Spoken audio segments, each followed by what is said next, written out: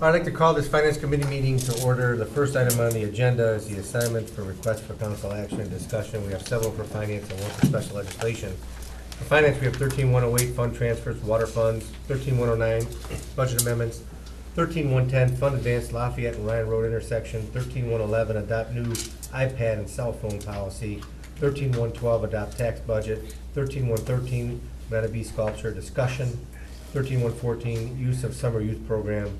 And for special legislation, we have one item, it's addendum to 12135, which is public art ordinance. We're going to modify the agenda a little bit and move down to item number 10 to start out with, which is 13113, the Medina B sculpture discussion. It was submitted by Mr. Hannon, and we have a guest. Yes, so this is just for discussion this evening, but council will be requested to review and act on a resolution in an upcoming meeting, and it relates to the school's public scholarship program. And Gene Hurd, the Director of Community Relations, is here to give an introduction to the program. Okay. Thank you. Hi, thanks for allowing me to speak this evening. What's the Buzz Medina is a really exciting project. It's a public art project very much akin to Guitar Mania in Cleveland, or Cows on Parade in Chicago, or Elephants Crossing at the Cleveland Zoo. So it's going to feature our Battling Bee, the Medina City Schools Battling Bee. They're large, they're 5 feet high, 3 feet wide, and 40 inches wide, and they'll be secured to concrete bases. So we have been working with area organizations and businesses to sponsor these. We have 14 sponsors, and we've ordered 20 bees. They'll arrive the week of July 8th, so we're very excited for their arrival. And we're working with area artists that will paint these bees. They will work with the sponsors and to develop design specifications and then paint the bees. These will be then placed throughout our community, the Medina City School District community, that is. And then we're working with the businesses and sponsors to do promotional opportunities while they'll be on public display. So they should be on public display for August, September, and October. Now, I was talking to Greg a little bit. Are any going to be located on the square? And if so, doesn't the historical district or whatever board have to approve what goes on in the square? This kind of information we have to date, it sounds like, and Gene, you can speak to this, but the majority of them would likely be at private businesses who are sponsoring them, or at schools or the library that are sponsors. Sounds like there could be interest for a few of them downtown.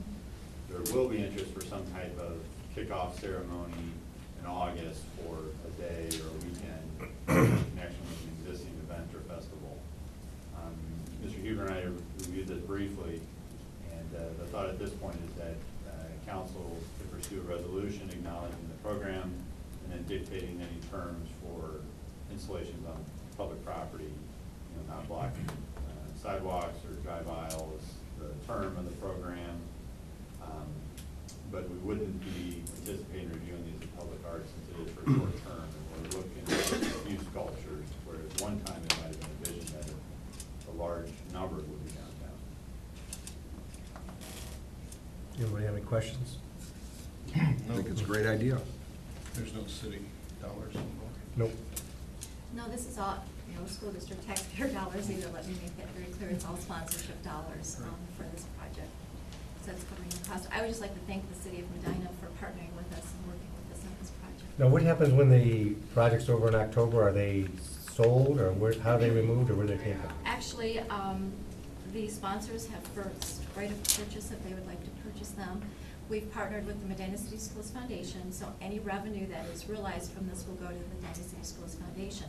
And they have a dinner dessert auction on November 8th, so the remaining bees will be auctioned at that event, and then they'll realize the dollars for that. So 14 of the 20 have sponsored? Yes. And 6 and 6? 6 You're are. looking still, or? Yes, they're absolutely. out there? How much is the sponsorship? There are 2 levels. There's a $2,500 level and a $1,200 level.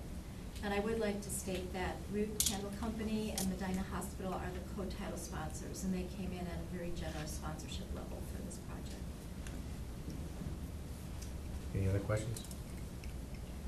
Oh, a symbol? The mayor has one of those too. Mine didn't fit around my wrist.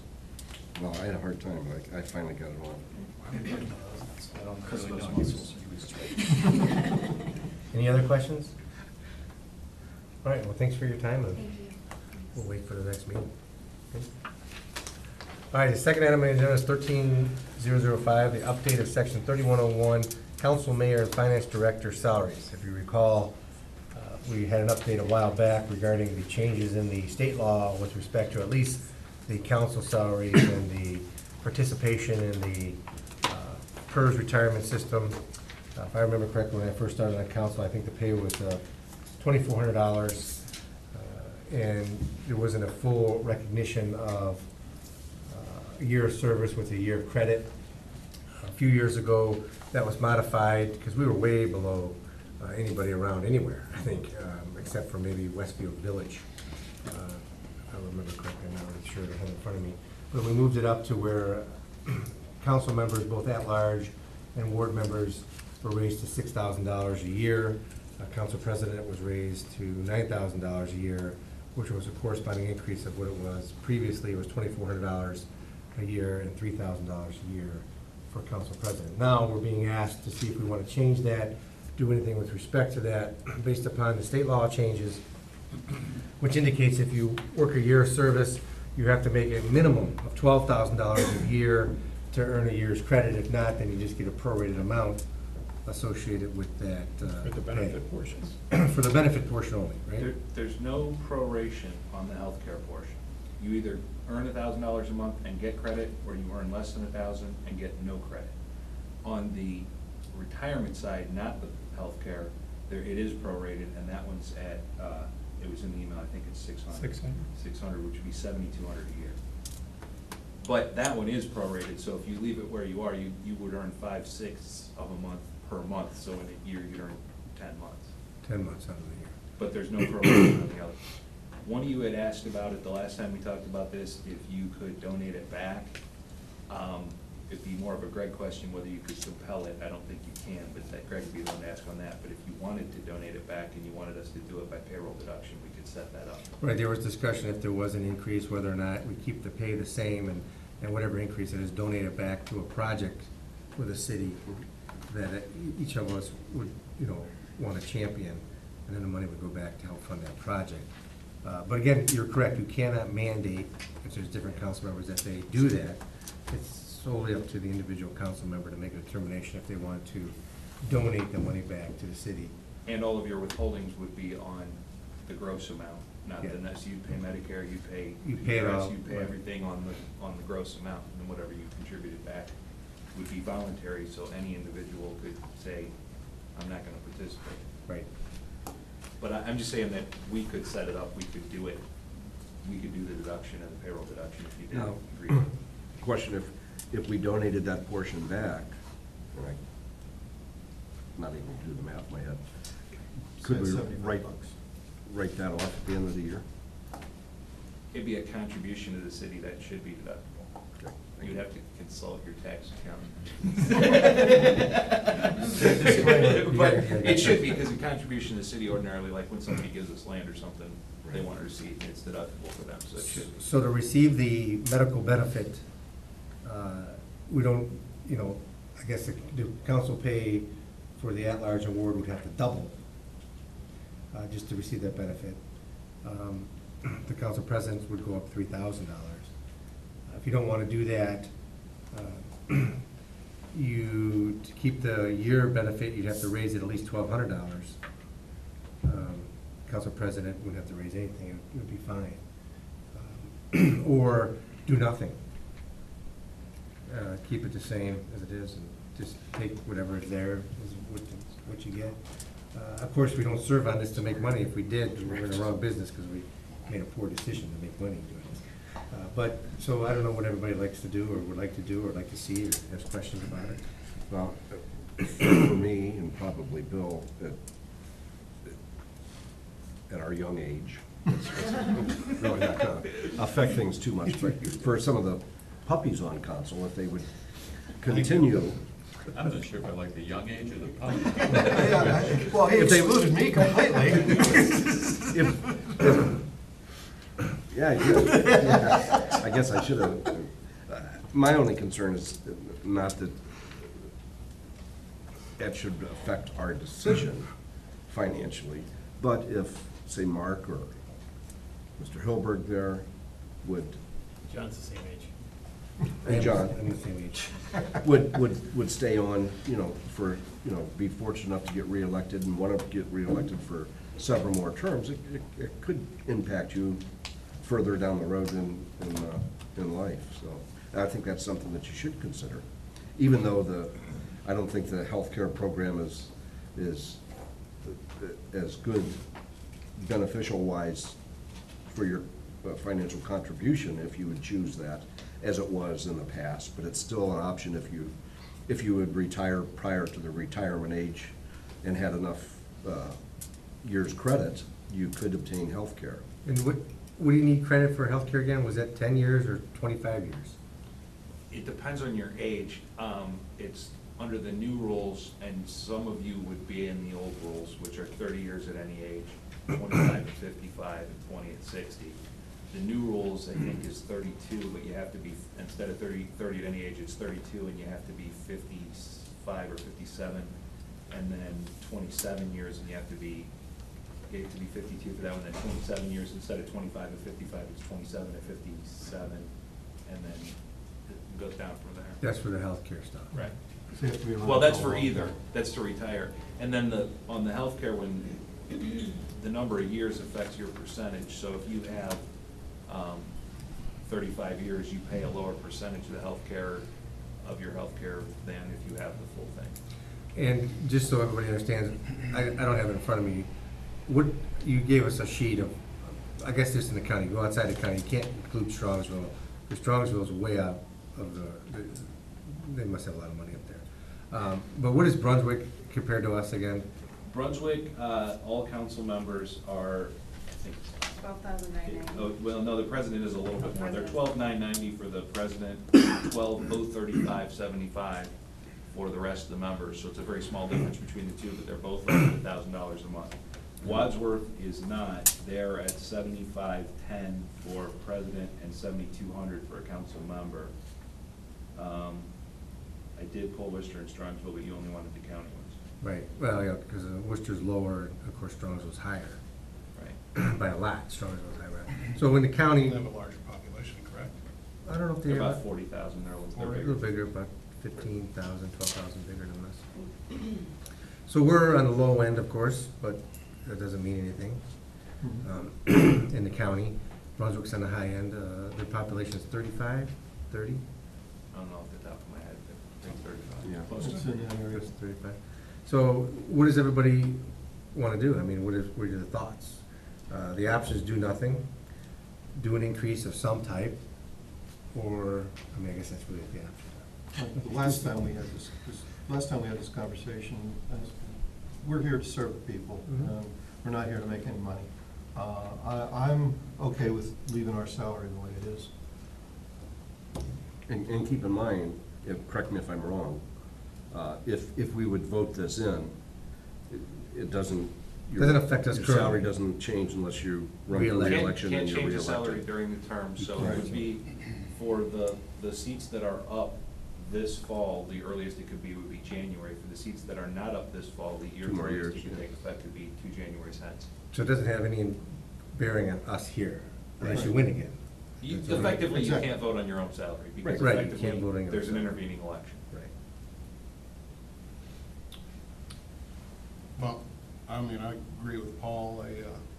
Denny brought up an example of the health benefits the OPR has, which, I think is a good thing for people that volunteer their time, but I mean, like Paul also said, we're not here for the money, and actually, when my term's up here, I'll have 6 months to go before I hit that 10-year mark, which I thought was the first tier. It is, yeah, there's 10 years at 60 was, I don't know how they changed it. with the new But one. I strongly, after all that, we run for this position because we want to make a difference in the community, and, I don't feel comfortable raising council's pay, and if we don't hit that tier, then we don't, but that's not why we're here, so. Set a table? Yeah, I agree. I'm okay with leaving it as is. Yeah, I agree with Mark. I mean, I think I'm fine. I mean, if we raise the rate, then I'm gonna run for Paul's seat. What, so you can double your salary And then I'll sooner? appoint you to mine. Yeah. I'm fine with that. Yeah, I don't have a problem with that. I don't, doesn't affect, unless you're gonna raise it to 30,000 or something, then you have an impact. Other Right. than that, I don't think it really. We could be like Bell, California, $100,000 a year for council members. What's Cleveland make? Cleveland's. Well, they're full-time. They're Well, that's true. full-time. They're in the 70s or 80s. Yeah, they're 70, some 80,000, but yeah, we're not quite full-time. They have a bigger population. Cleveland, not much. They're about the same. All right, well, I guess the consensus is we do nothing with the council's pay. That, you want to hear that? That's fine. All right, well, let's move on then to the finance director and the mayor's pay. As you can see, as currently set up, the finance director and the mayor's pay, as far as any set pay amount for future years beginning 2014 forward, there's nothing set. It doesn't mean that they go to zero. I think what it would mean that they would probably go and remain at the same pay that they're currently making for the next 4 years if we did nothing. So the question is, the previous year, that if I remember correctly, starting way back when we started the mayor out, when we first went to a full-time mayor, I think it was 50. 50 to 55. 50 for 2 years and then 55 for 2 on that first term. And at Right. the same time, the finance director was 60 and 65. And then after that, you did percentage increases for the next 2 terms since then. So, yeah, we just did a percentage increase. So the question is, and I think Paul has a proposal that he's probably spoke with everybody on council about, but right now, the options would be if we do nothing, the pay would remain the same for the finance director in 2014, even though I don't think the ordinance is clear, as you and I spoke about. It would remain the same for the finance director, which is around 84,000, and the mayor would be around 77,000. Nothing would change, so, but I think Paul contacted everybody, he came up with an idea that he had, he spoke with Mr. Huber about it, spoke with everybody on council, and I guess, Paul, if you wanted to propose that to the council members, or your thoughts about what you Okay, were thinking. thanks, John. One thing that, you know, when you go out into the private sector, anybody earning over $50,000 and not punch a time card, there's some part of their salary that is performance-based, if not all of it. You know, salesmen, executives, whatever. And what I'd like to propose here is that we put a portion of the salary, if there is an increase, if we decide to freeze the salaries, then this goes out of the way. But if we decide to have an increase, I would propose that we have it somewhat tiered in that we set up criteria. Part of the criteria would be, first of all, that the mayor and the finance director would set goals that they want to achieve for the year, and then they would be measured against that. Additionally, council would set goals for them to achieve during the year, and they would be measured against those.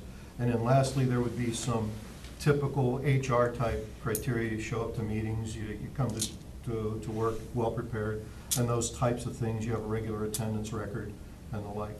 And then from there, we have a tier of, 0%, 1%, 2%, 3%, whatever those numbers are. For example, I used Keith's numbers that he had in his original proposal back in January, I think it was. And I ran numbers in this spreadsheet so that we could see how it could work. And then every year, the salary would be reset to whatever it was, well, in 2013, actually. So right now, the salary is set at 82.3 for the finance director and 73.8 for the mayor. That would be their salary for all 4 years. And then at the end of the year in December, they would be rated on their performance, and then based on that, a number would be assigned, and they would receive that much in a percentage in their bonus. And then that would be their entire annual wage. January 1, reset the clock to the base salary. The second year, they're rated, they get a performance rating, they get that bonus plus, to keep the cost of living and the like in there, they get the bonus from the previous year also. So that at the end of the year, if everybody does everything according to Hoyle, they could get a 3% raise every year up to, for those 4 years. All right, now this is just, we could call this a merit performance pay increase type thing at risk. any type of thing that we want. This would be strictly for those folks that earn $50,000 a year or more. Who is the, I guess, final arbitrator of the percentage increase? Who would make the determination if these goals, if the HR criteria and the council set goals are met? Who makes those determinations? Well, we would, by January, or by December of this year, those would all be set, so that we know that, we would have time to have that conversation, so that we know. Oh, so it wouldn't necessarily be council, it might be a committee of a couple people, or it might be. Correct. Somebody. Correct. We could have a member of the voting public in, a member of council, a member of the administration, and the like. Lorraine, I would want to have her a part of it too, possibly Greg. And Has this been done in any other elected office? I mean, this is an elected office, it's not like, I honestly don't have that history, whether it has been done. I know that Greg Huber checked around on a few offices with a few law directors in the area, and they're not aware of anything like this, but they think that it's something that we can do. yeah, I applaud you for your work. I mean, you put a lot of time and effort into this. My concerns are, they are elected by the public. I think the public is the one that actually judges whether the finance director and the mayor is doing a good job. I don't think it's our job to determine if either one of those guys are doing a good job. We have the same right as every other citizen. As at the end of the 4 years, if we don't like what they're doing, we can vote no. Or choose somebody else, rather. Get our vote to somebody else if they're running. The finance director and mayor, I think would, and Mr. Huber may have to address this, if they get their yearly cost of living increases that's set up by charter, and they opt to, and I understand the arguments that public perception, especially when we deal with 3 different unions, not only the public perception, but the unionized employees may look at raises in the elected officials as, boy, if they were getting a raise, we definitely, have more to fight for. I think any elected official, we could do it right now. We could say, we're not accepting our salary. We're going to donate it back to the city. I am not comfortable of determining on a merit basis whether the mayor or the finance director is doing a good job. We have the responsibility financially to oversee the budget that the CEO and the finance director brings forward to us. And we do have some leeway there of approving and not approving. But as far as telling the mayor he's doing a good job, or the finance director, he or she, the mayor, he or she, the finance director, is doing a good job, I don't feel comfortable with that. Nor do they have the ability to come to us and say, well, you're not doing a good job and you shouldn't take that salary that you're getting. That's just my opinion. understood. All right. I somewhat agree with Denny. Paul, I do appreciate you, just like Denny said, putting the time and effort and trying to pull a little of that private sector into the public realm, but I'm gonna have to echo what Denny says, and if these elected officials aren't doing their job, then the voter decides, and I think it'll get a little complicated doing that type of increase or initiative, and probably won't support it either, but I do. And personalities could come in, not to interrupt you, but personalities could come into it too. You may have a mayor or a finance director that a majority of council says, boy, this guy or this woman is a real idiot. Even though they're doing a good job, but their person. I said this man or woman, so I'm. That's what offended me. Yeah. So, And on that note, myself personally, I'm leaning towards doing nothing for. Well, let me ask you a question. Finance. Our elected officials, we're all elected officials, let's say, and let's look at it this way, and I don't know how everybody feels, I didn't really think about this, but I just thought about this now. They had cost of living adjustment changes, but they were set at 3 or 4.5%, depending on what office. Council doesn't get cost of living adjustments. We've never have. So I guess there's another question. Are we trying to treat all elected officials the same, or administrative elected officials different than legislative elected officials? I guess I don't know. I never really thought about that.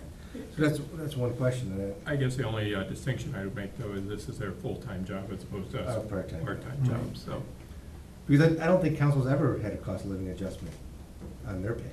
no. And of course, everybody understands cost of living means you just make the same amount of money you made the previous year. So if you were elected in 2000, in 2010, if you never had a pay change, you're making less money every year, which might be fine. You're not making the same amount, the value is not the same. But I guess I would agree with you. We're part-time, they're full-time. This is how they make a living, so the cost of living adjustment would make sense as far as if you make 50,000 in year one, you're still gonna make 50,000 in year 4. Right. You're not gonna make something less. So each year you come back, you're not making less money for the same job. And that's in my opinion, that's not only compensation, I mean, not only a cost of living, it's kind of compensation for a job well done. And again, at the end of that 4 years, the public can say, yeah, Well, let me ask you, to follow on to that question, if you recall over many years here that we had budget issues and we worked through them, some of the staff received 0 cost of living adjustments. Sometimes they received 1.5, sometimes 2.5. Here in the past, we set it at 3 every year, or 4.5 every year. Is that wise, or should it be whatever the employees get, the elected officials get? That's another question. And then you got his question about keeping this same, then you got merit-based. I mean, what does everybody think about Paul's idea? I only heard from you two, but what about this idea? I think we all appreciate that you put it together. I do worry a little bit, same thing that Denny does, of how do you make sure that it's done fairly as far as giving that percentage increase each year. But I'm also struggling with the fact, okay, how do you balance this out, that if it is their full-time job, why does everybody else who works here get a cost of living increase, but these 2 positions don't? But then I can also see why, going into it for 4 years, you know what your salary is gonna be, and you sign up for that. Because I don't like, 4.5% was a pretty big raise. Right. Compared to what everybody else has got these last few years, and these positions shouldn't be that much more important than everybody else who works here, so. I'm still struggling with what the right answer is on these 2. The council one was an easy one for me, but Well, maybe you alluded to is if they had such a big increase and some people didn't get increases, if you don't change it, maybe it balances out over 4 years, maybe not, I don't know. I don't feel comfortable at all evaluating their performance. Is it because it's subjective criteria involved and not just objective, or is it just the period that you don't like evaluating it out? Because Paul did mention some objective things where it's black and white. You either did or you didn't. There's no personality getting involved, there's no decisions of that type. It's either you reached this or you didn't reach it. well, just let me ask one question. You said the council would set goals for the finance director, and Mayor, give me an example. I mean, what could we tell the mayor if you want to obtain, and I'm sure he's not here, or Keith's not here to obtain a higher merit raise, but we as council, what could we say? You have to go and cut more ribbons? No, definitely not that. Something a little more objective than that, say, attracting new businesses, and not only for like the mayor himself, but motivating Kimberly and Greg to bring those in, bring the businesses in, to create that environment where folks want to be here. Okay, it would be that type of, I don't know if you would call it subjective, but it would be a goal that would be set. And, say maybe, I don't know, let's say just 3 new businesses a year. Okay, maybe, and if he goes beyond that, if he gets like 3 new businesses every year, that's, okay, he met the criteria. If he gets 4, he went over the criteria. Then he can get a little bit more. You see, that's where there is some black and white. But I would hope that every person that holds that office, their goal would be to have a vibrant, and if they're not. Agreed, and again, but with the conditions the way they are right now, with the financial conditions as they are in the world, and in the United States in particular, and the perception of public office, I just think that maybe we can start here in first of all, not taking anything from them. Whatever they're making today, they're gonna make next year, okay? I wanna make that perfectly clear. We just give them a chance to, okay, here's, if you do the minimum, you'll get this. If you do a little bit more, you can get a little bit more. That's the way I'm looking at it. That's the way I've worked for the last 30 years. I know John's been in a similar situation. Nobody in my work life, unless they punch a time card, gets this much money just by showing up. And I know they do more than that, don't get me wrong, I'm not saying that, but, you know, Well, there is a measurement that folks get. I like John's mentioning that, you know, maybe they're getting a higher percentage, these two elected officials, a higher percentage increase than our union and non-union employees.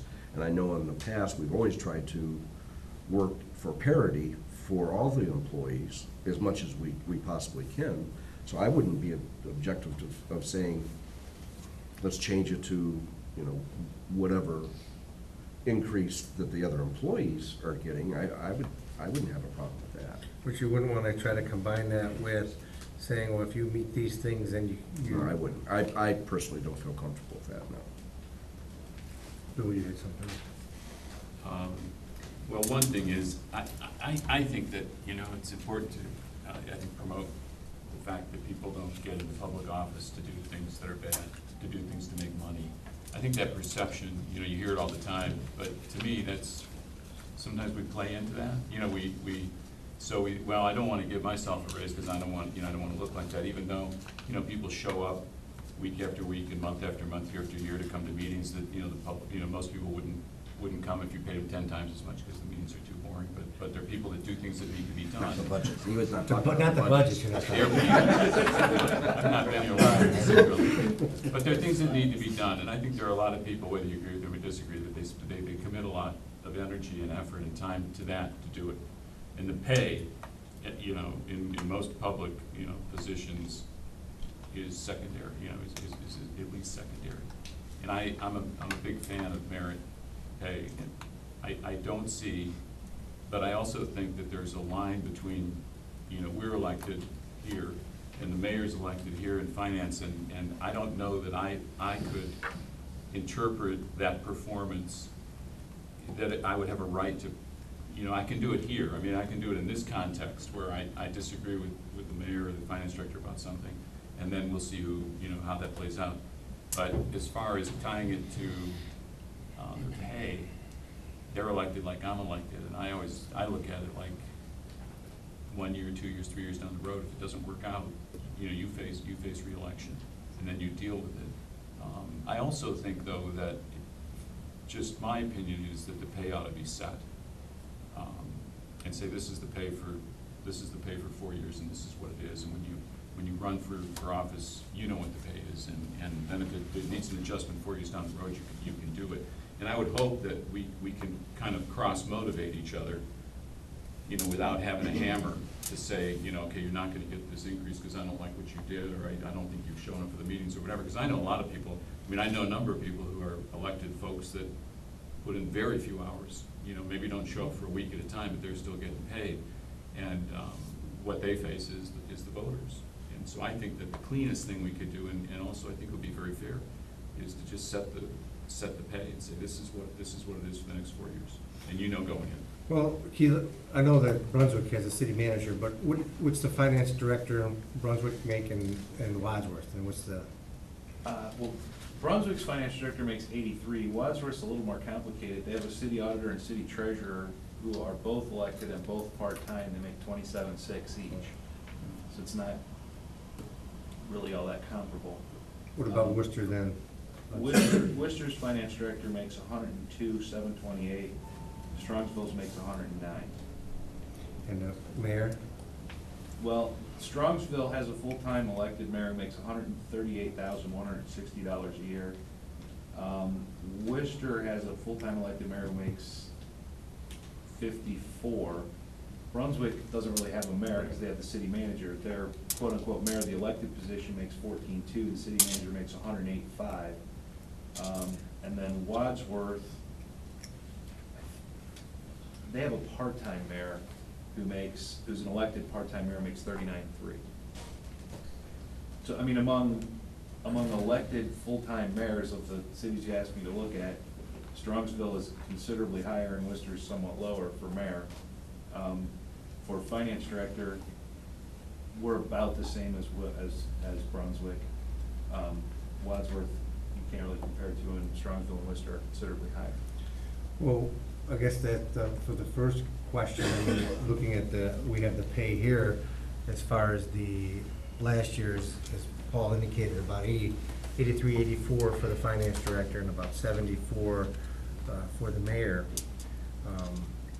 What I'm hearing is that, I mean, well, I don't know, what I'm hearing about the mayor pay is I don't know if there's enough support to change everything to merit pay, but I guess the question would be, what is everybody comfortable of doing? If you're not comfortable with Paul's concept of setting that criteria, setting up objective and goal-oriented increases based upon a flat, no increase at all pay, am I hearing that you want to keep it flat for all 4 years, or am I hearing that you want to have some type of bumps in it? I mean, what do people feel with that?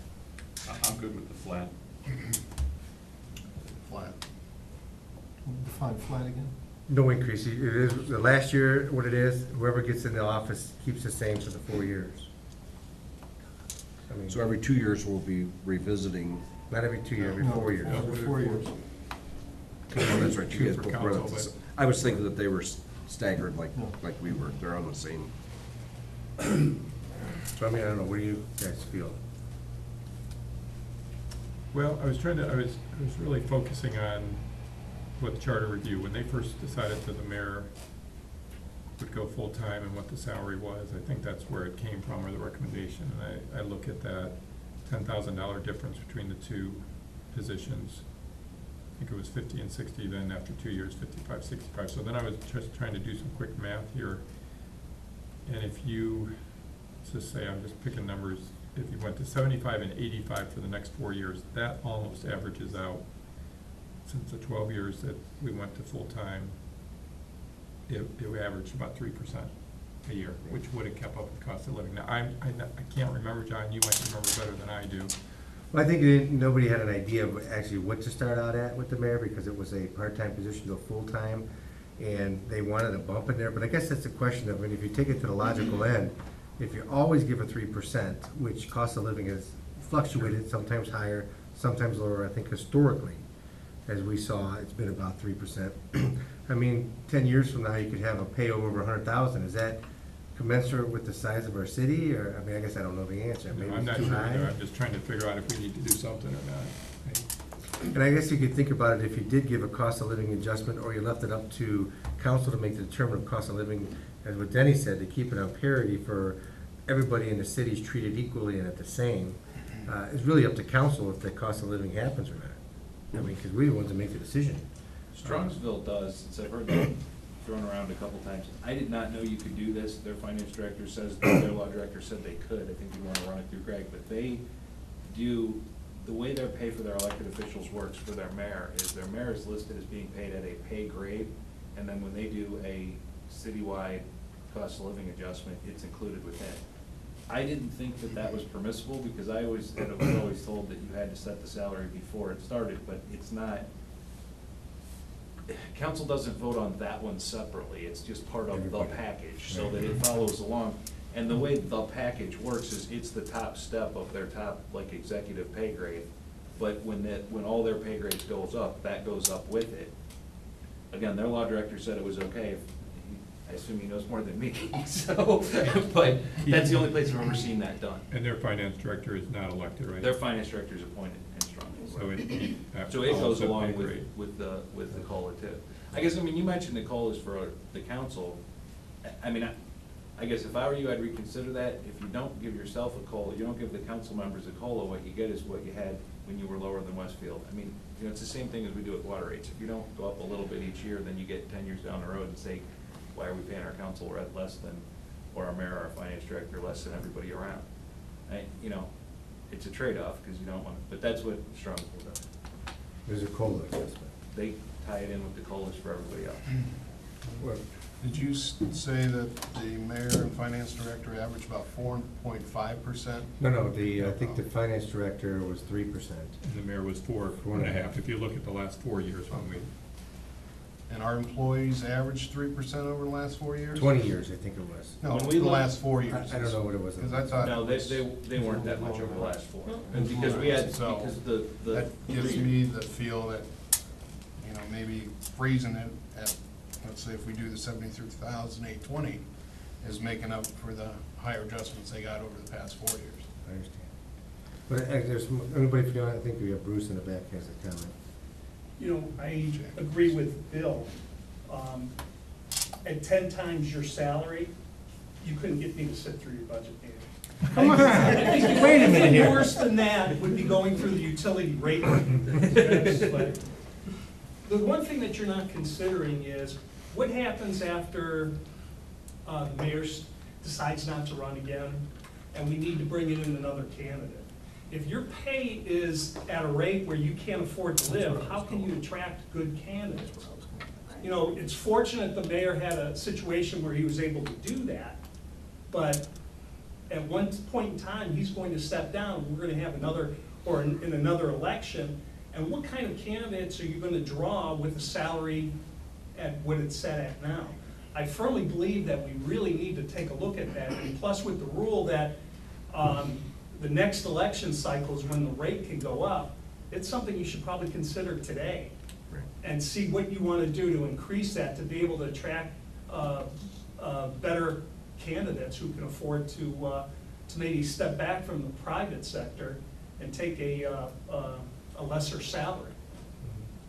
If you have it now, I mean, that's what happened with the past mayor, where salary wasn't commensurate to the amount of work you're putting in and the needs of the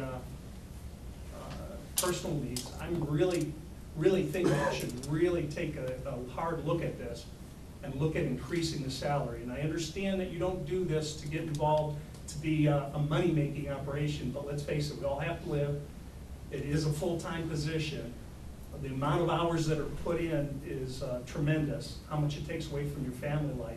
And if you want to bring in good candidates to run the city, you're going to need to increase that salary. Jackie, did you have some comment?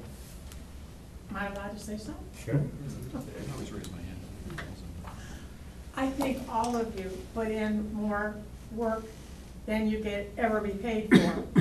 And I truly believe that you have to think that you're not in horse and buggy days in Medina anymore. You're running a city with all the problems that the city has. And I think that the pay for council and the mayor and the finance director should be commensurate with the responsibilities that they already have. I understand it, and I appreciate that. I don't know if that means we get paid too much or we're not getting paid enough. I appreciate the comment. It's one of the two, I know it is. But Paul, you had more to Yeah, add? Bruce stole my thunder. That's exactly where I was going with it. We do want to attract and keep qualified personnel here. I know that the finance director has a certain level of certifications. Keith, correct me if I'm wrong, but there are certifications. You have to have a CPA and a couple other licenses to be. A CPA or a certain amount of experience in government accounting. Okay, all right, so you're not gonna just get somebody off the street at something less than that, so that's why I'm trying to look at that blend of, we set some objective criteria and keep the salaries, and allow the salaries to progress. Do we wanna consider the financial conditions as they are today? And this is where we can have that blend with having some criteria. The criteria, is I gave the 3 general categories, can be very objective. You know, I will do A, B, and C, and, well, did you, yes or no? Okay, that's not subjective, that's not, there's no personalities involved with that. Here's your list, here's what you did, okay, they blended, okay, you get that. It's pretty cut and dried. It can be done. Jim, you're in HR, you know how that works. Brian, you were in corporate world. When you and I talked the other day, you were 100% on board with it. Okay, when we talked on the phone, you said that, yeah, that's the way it was. Nobody else gets paid just for showing up, but they all get some sort of criteria. when we talked on the phone. All right, so I personally think that this is the right way to go. Like I say, for over 30 years, I've been in the business world. That's how I got my wages. I had nobody bargained for me. Okay, so I think that we ought to give this a strong look, so we can attract people. Who knows, we may start something new. This may be something that we can use as a model for the rest of the department heads, and everybody grow from it. Okay? Is it gonna be perfect the first time? Probably not. But will it get better as we go through it? Yeah, I think so. Bill, you hear the floor. Thank you. Do you yield your minutes to anybody? No. Yeah. I agree with you, Bruce. I think it's a balance, though, between, I think we have to have a responsible, we have to set the level responsibly, in a responsible way, so there aren't people gonna say, I can't run for that because I couldn't do it, because I couldn't afford it. But on the other hand, as I said earlier, we're fortunate to have a mayor now who shows up at everything and cuts ribbons and does all those things. We could pay somebody $100,000 a year, and because there is nothing in place that actually makes an elected official do much other than voters, the $100,000 a year mayor could do half of what we get now. I just don't think that the deciding factor is going to be is completely the level of compensation.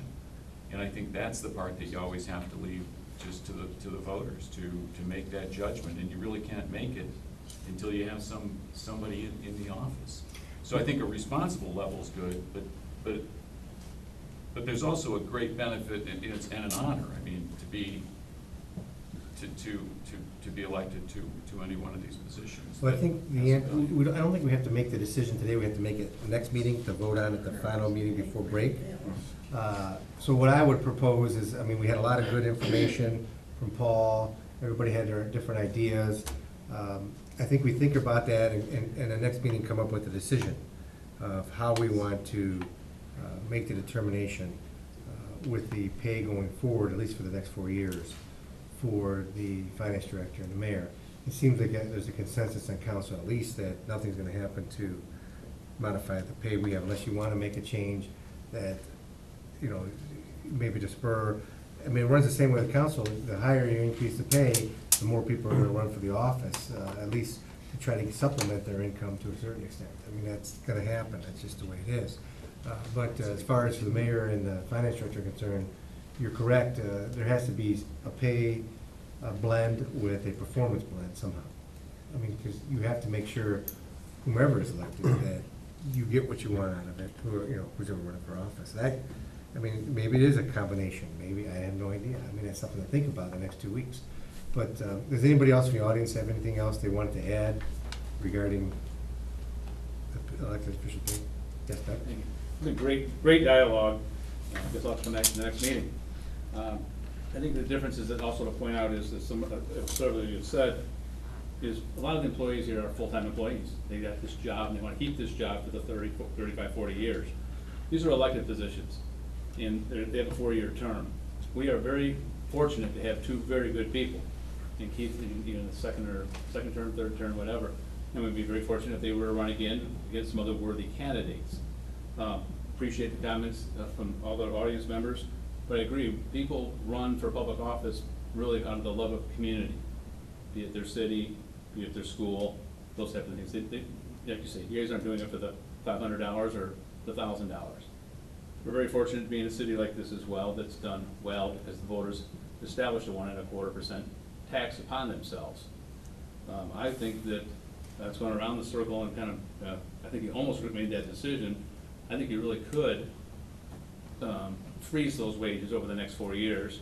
I understand what we did last time due to some great studies. Keith had the responsibility to do that. But I think we're at the point where with union contracts coming up and other negotiations, we need to lead, and our leadership needs to lead as they continually have. And part of that leadership is council saying, hey, guess what, there's little to no raise, and I think that speaks volumes when we go into the negotiation process as well, because prefer not to go to arbitration, and it gives us more of an arm to say, look, this is what we've done. And I think we set a better example by doing that. So as you look at this over the next couple of weeks, great communication, love to pay somebody $100,000. We're very fortunate that Dennis goes to everything. I don't know when he sleeps. He's in the paper every week, which is phenomenal, the things that we've done as a city. But, Bill, you made a great point. We could have that $100,000 position because it's a great wage. I think the wages we pay right now are very competitive for an elected position. So we get the wrong person elected, and we don't get anything for our money. How do you fix that? You vote them out of office the next term. Bingo, exactly. But let's not get ahead of ourselves, because I think we got a little bit ahead of ourselves last time, only because of the way the economy was, and then the financial implosion came, and there's a lot of people out there that are still hurting within our community. And I think it was a number of you that said, hey, let's just kind of leave it alone. Let's set a good example, not only for our community, but as we move forward with our employees as well. Healthcare's still there, the pension plan's still there. Those are both better programs than the average person has, along with the wages. Yeah, I mean, there's different avenues. I mean, the only avenue that I ever heard of that went to the extreme was my grandfather, who never took a raise in 30 years, but that's probably an extreme. And so when he got out, Good article, it went up 3 times the amount of pay, but he was a different kind of guy. Or he still is. He's gonna be 97, so he's a different kind of guy. But I appreciate the comments. I think we have a lot to think about in the next couple of weeks to make a determination of how you want to proceed with it. Because, this is an important decision. I mean, this is gonna impact people for 4 years, no matter who's in the office. So I think we need to think about it and make a conscious and educated decision about what we'd like to do, both with our pay and with the mayor. So I appreciate all the input everybody had on that. Is there anything else on the council before we move on? All right. Don't you feel we're done with our pay? I think so. I think there's a pretty much of a consensus here that unless you raise it up to $12,000, raising it anything, it really doesn't make an impact on Although, oh. from the last time, I think the previous president figured out from our last increase, before our last increase, council average making $1.36 an hour for the meetings and time we've spent. With that increase, we're up to like $1.86 now, so. Oh, yeah? But John schedules more meetings now, so. Yeah, So I'm trying to bring that back down to $1. Yeah. Much longer meetings. All right, Kathy, if we could put that back on for next one, would be great. All right, next item on the agenda is 1312 municipal court clerk salaries. I had a chance to speak with Nancy about that. She's not here, but I think that she understands that she does have carry forward, and if she decides to give raises to the clerks instead of putting them in the STEP program, she can do that. The only questions I had for the STEP program to her would be, the STEP program is made up of all the employees here at City Hall, and if you're in the STEP program, I guess you'd have to follow the same rules as the employees at City Hall. I mean, they have different hours over at the court than they do at City Hall. They have different holiday schedules than they do at City Hall. So if you wanted to put them at parity, everything would have to be the same, and I think that would be difficult to do. And especially if you put them in the STEP program and didn't do that, there's gonna be some morale issues that you have to deal with. She understands that and understood that. And so she's gonna look at what she can do within her own budget, and she wants to make us aware of what she's doing, so I think she discussed that with us at our budget meeting. But she has the ability to set the pay raises or give pay raises of what she'd like to do. And she is an elected official and have to answer to the public with respect to what she did with her own clerk. So I think we're gonna keep it the way it is and make a determination on how she's gonna handle that as an elected official with her own employees in her own office. So that's kind of the answer to that question. Item number 4, 13076, the JED with Lafayette Township, an update. I think the mayor or Kimberly can give an update with respect. We did have a meeting with Lafayette, and I don't know where we stand currently. Yeah, so we met with them, it was April 29th, and started reviewing the contract that we have with Montville Township, so we can sort of emulate the JED contract with Lafayette. And then we did not get through the whole document, marking it up, left off on page 22.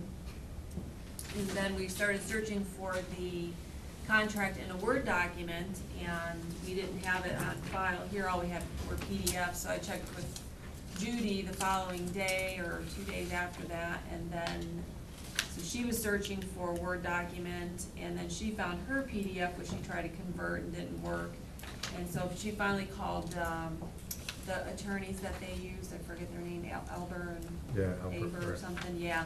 So they sent it, we now have it in a Word format, so I think the next step would be to get together again with Brian, Brian, mhm. finish marking this up, and then give it to whoever's going to, I don't know if we were gonna hire Walter and Haverfield to actually do the typing of it, and just tell them what we want, or if we were gonna do that in-house. No, I think we can type it. Brian McClone, one of the Lafayette Township trustees, met with the mayor, like she said, Kimberly and I, and we went through the agreement. We didn't get all the way through it, just because we didn't want to be there for a couple hours. The properties that they're looking at in Lafayette would be the Chippewa Lake area projects that used to occur, and also the University Park, I guess you'd Tech call it, Park. for Tech Park, to bring those in, to start out with that and see how that goes. I think, of course, with Montville Township has been an extreme, or a great success. I think we just received a check through December through May for the 4 months, about $26,000 as our share. I just gave that to Keith today. And I think they realize that that collaborative effort can assist them, and also to bring additional funds to try to help offset some of their costs as it does ours.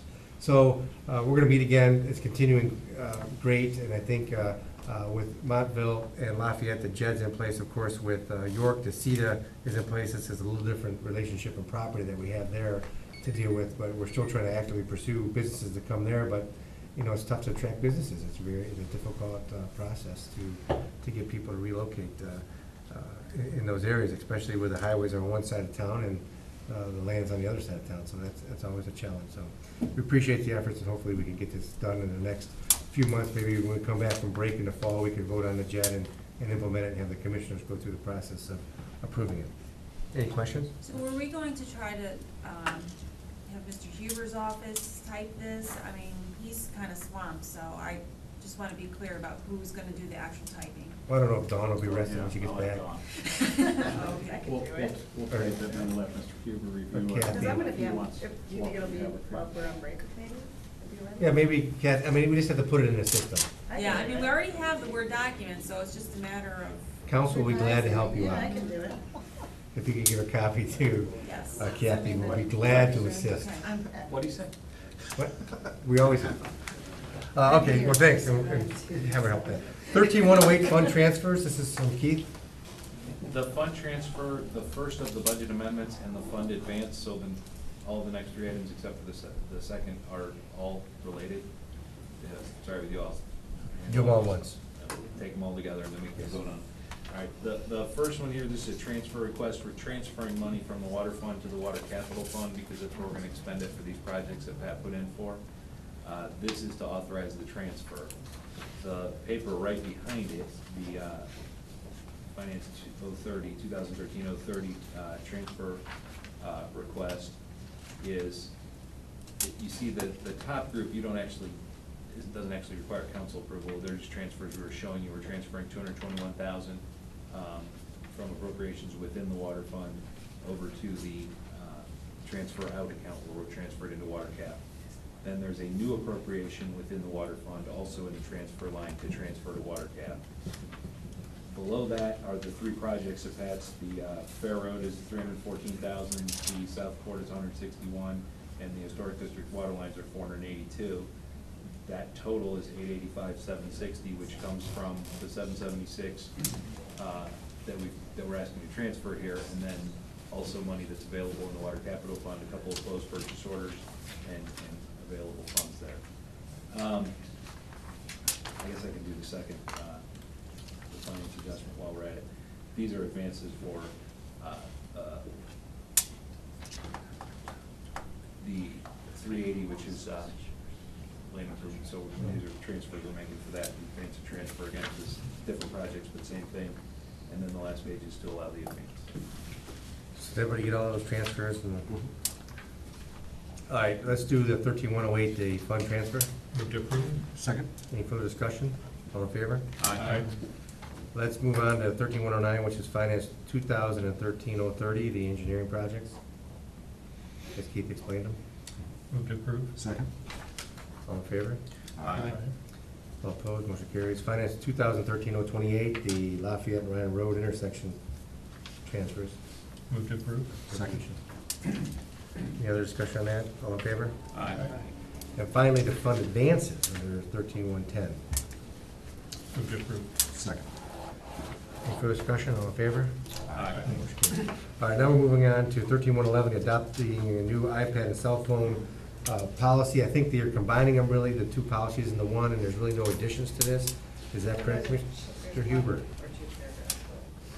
Well, except for returning of the cell phones and stuff back to the city. What the purpose is these cell phones now are much the same as the iPads with the capabilities of them and so forth. And what we wanted was the ability with them, A, to track it if it's lost, and B, to disable it immediately if it's lost. That takes a certain kind of program on it.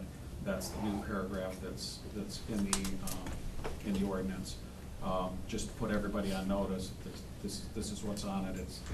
This is the purpose of it, and they're city-owned devices, and we just want to make sure that the property and information contained there is not gotten into the wrong hands. So once, if we pass this, then we turn ours in, and Darren will update ours too, or how does that? To or is add it- that software. Is it just for the employees, or for all, I would assume it's for all issues? All city-owned iPads and cell phones. Okay. Yes, sir.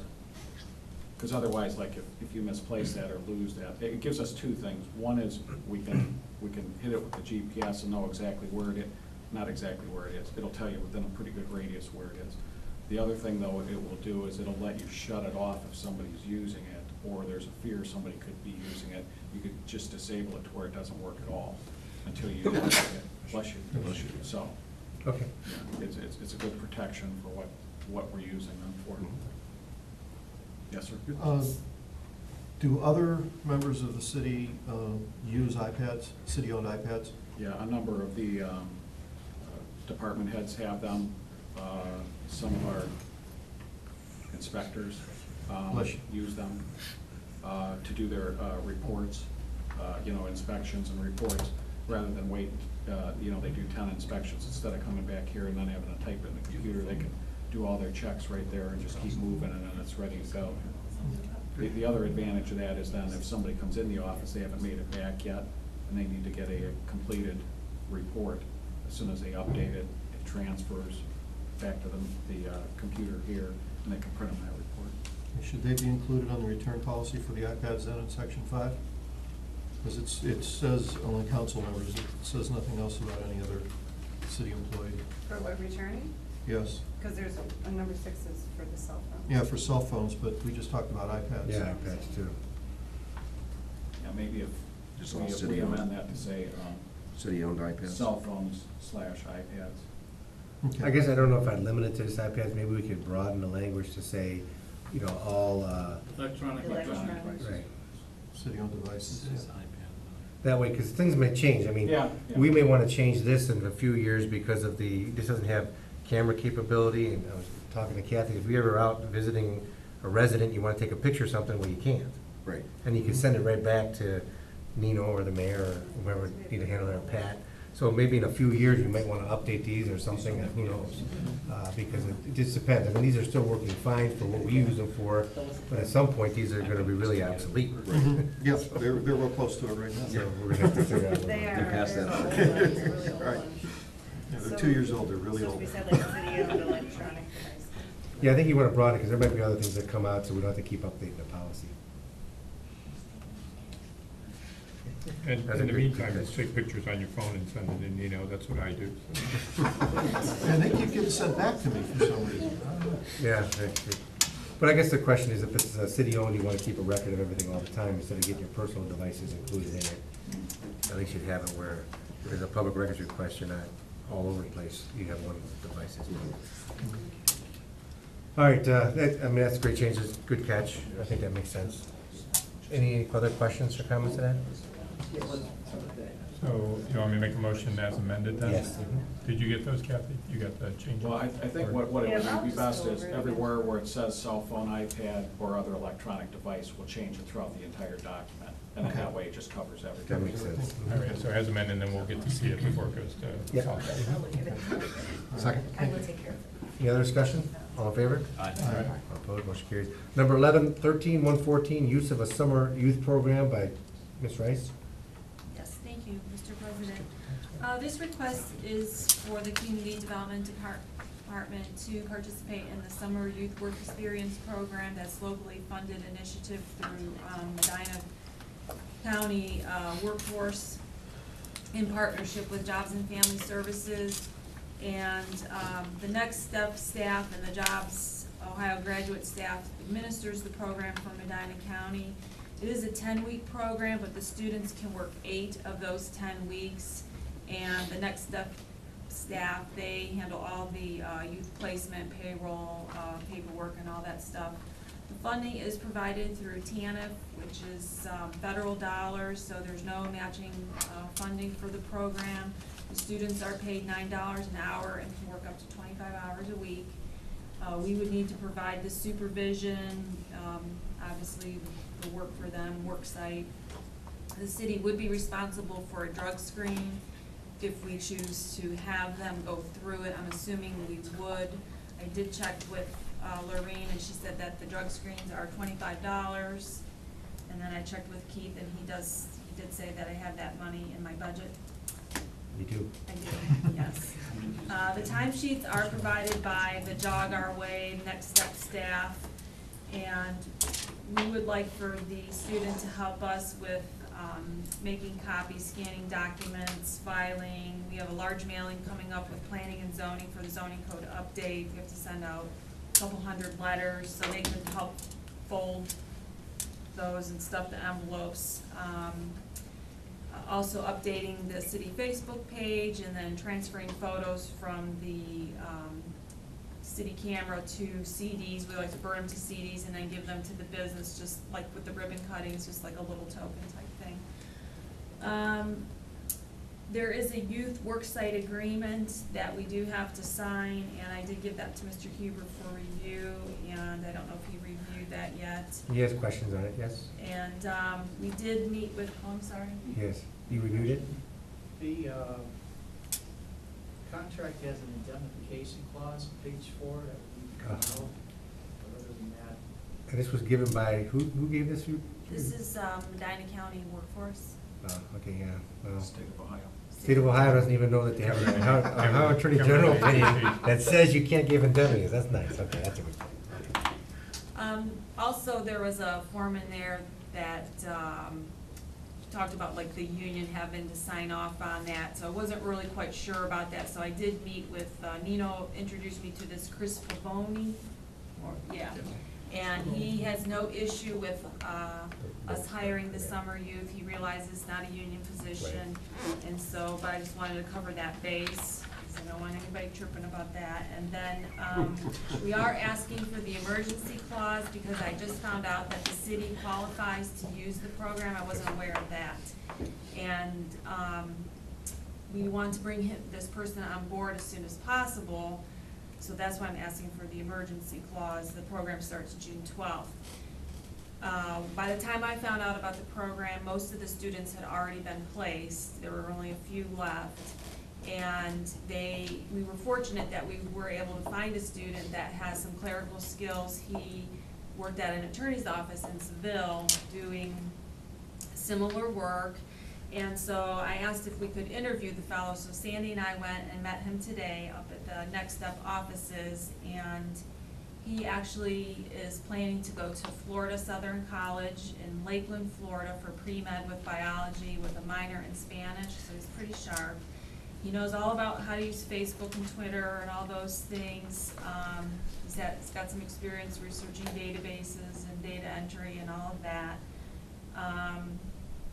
So he wants to be a sports physician in a bilingual community, and something to do with medical care to undeveloped communities like overseas or something like that. He does have a mission trip planned to Michigan the week of June 23rd through the 28th.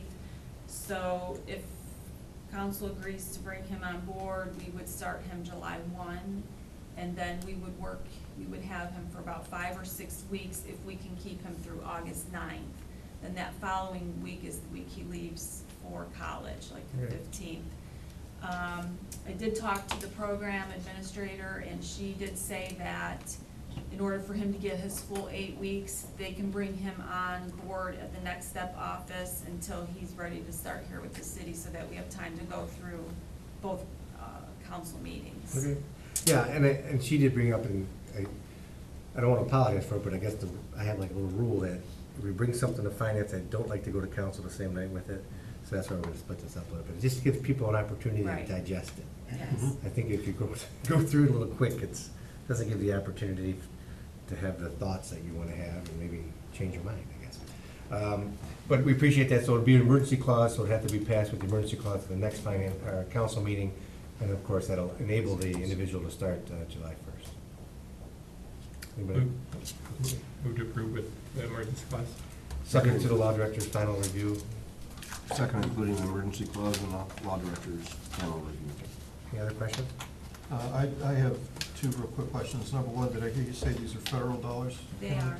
Okay, so nothing comes out of our checkbook, it's all, okay. Other than the drug test. The Coming out of my drug screen, if we checkbook. decide to do Okay. that. And I'm Right. not And that sure makes if sense. he's 17 or 18, but I just assumed we were gonna do the drug screen. Okay, yeah, we do that for all employees, Yeah. that only makes sense. Right. So we at least have a baseline.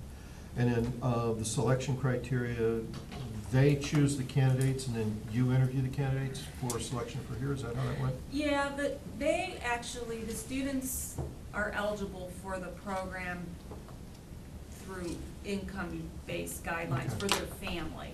So that's how they get into the program, and then the Next Step staff tries to match the students and their skills based on the different work sites that are available.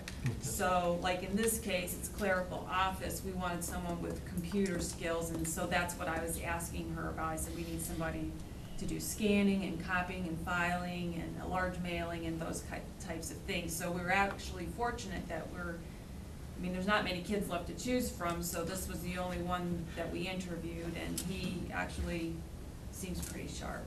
It worked out for a reason.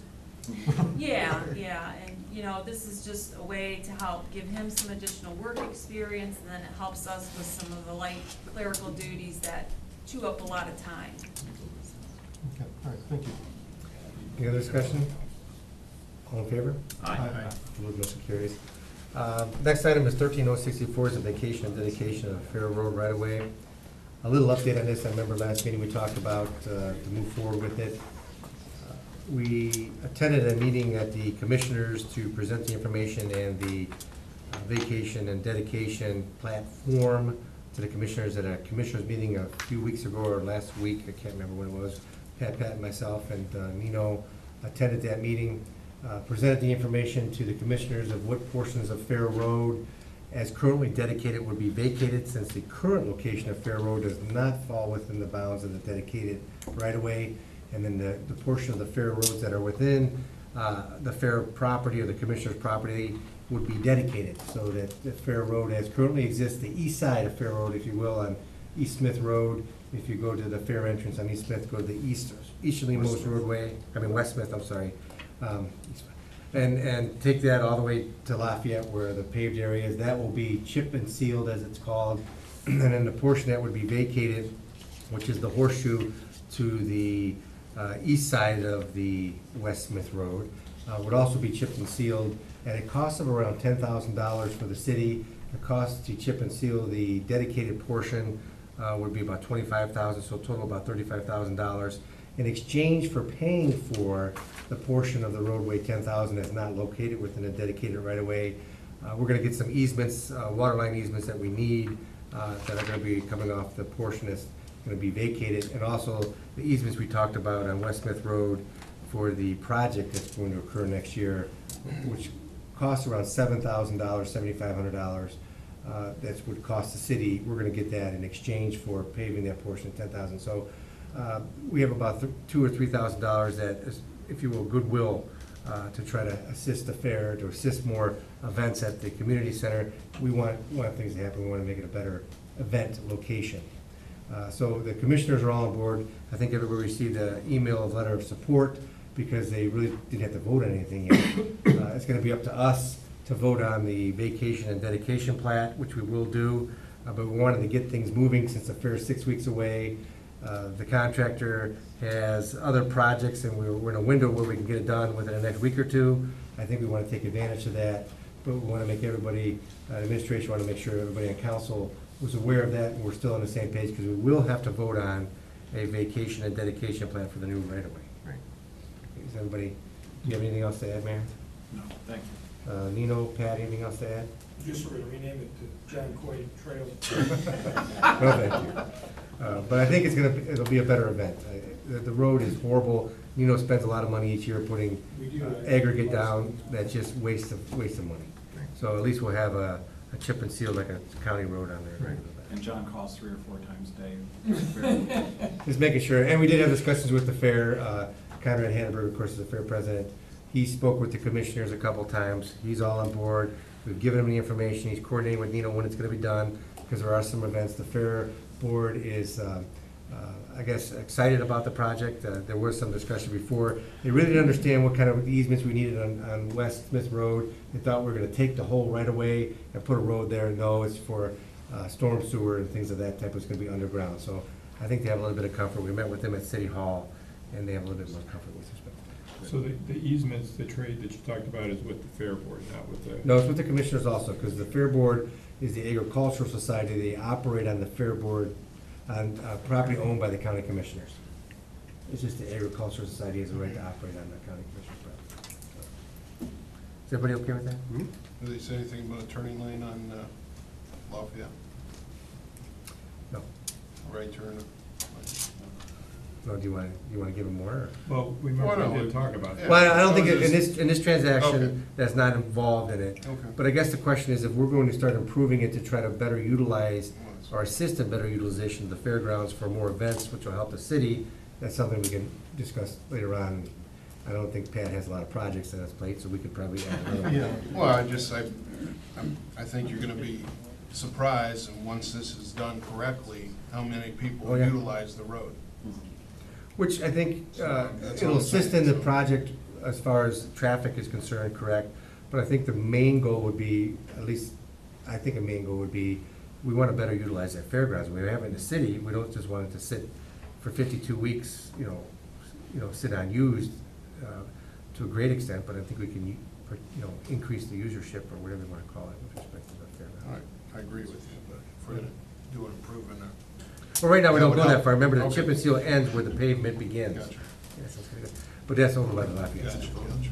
No, we don't have to vote on anything, we just let you know, we're gonna vote on Yeah. a vacation plan and a dedication plan as soon as we get through the county tax map and the, whole process that we have to get through. So, that is everything. So, if nothing else, we have one item left that's, you got the proper language. Would you make a motion that we go into executive session to consider the purchase of property for public purposes or the sale of property at competitive bidding because premature disclosure would give an unfair competitive bargaining advantage to a person whose personal private interest is adverse to the general public interest? Second. All right. We will reconvene, but we will not take any action. So, we're gonna stay down here, so everybody else will have to leave. Oh, no, we're gonna vote, but I'm just explaining. So, all in favor? Aye. All opposed? All right, let's Yeah, I reset. think you got Oh, we're gonna do a roll call? Roll call. All right, we're gonna do a roll call. Okay, Lamb. Yes. Yes. Yes. Yes. Yes. Okay, thank you. We're recessed.